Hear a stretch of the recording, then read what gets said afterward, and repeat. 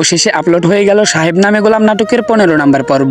আর ইতিমধ্যে কিন্তু 15 নম্বর পর্বটি খুবই ধামাকাদার এবং ইমোশনাল হয়েছে। আপনারা 15 নম্বর পর্বটি দেখার পর অনেকেই কমেন্ট করতেছেন যে 16 নম্বর পর্বটি কবে আসবে আর 16 নম্বর পর্বে কি কি ধামাকাদার কাহিনী ঘটতে চলেছে।